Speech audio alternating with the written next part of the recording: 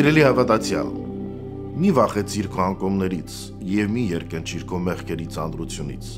քանզի Տերը մեծ է ողորմությամբ եւ նրա սիրո լույսը խավարի մեջ էլ շողում է։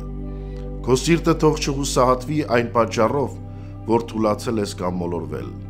որովհետեւ Աստված, որպես իր առաթայր, չի ուզում քո կորուստը, այլ փնտրում է քեզ, նման այն բարի հովվի, ով իր միակ կորած գառնուկին գտնելու համար թողեց 99։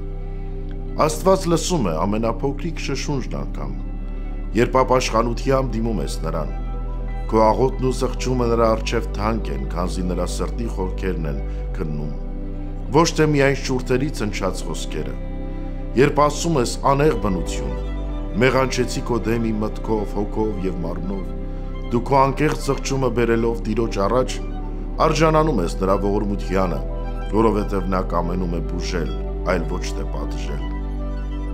Թող քո անցյալի մեղքերը չդառնան քեզ համար բեռ, որը քաշում է դեպի հուսահատության անդունդը։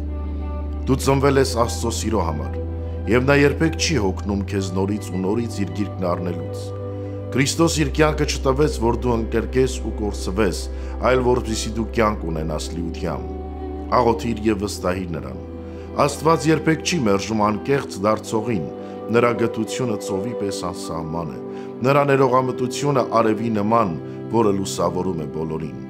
Դու Քրիստոսի խաչի վրա վաստակած սիրո արգասիքն ես, ուստի մի վախեցիր, մոտենալ նրան քո թողություններով հանդերձ։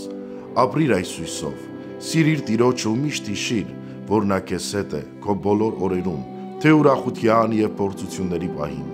Թող նրա խաղաղությունը լցնի քո սիրտը եւ թող նրա Սուրբ Հոգին քո կյանքի մեջ լինի որպես անսպառ լուսավորություն ու զորություն։ Ամեն։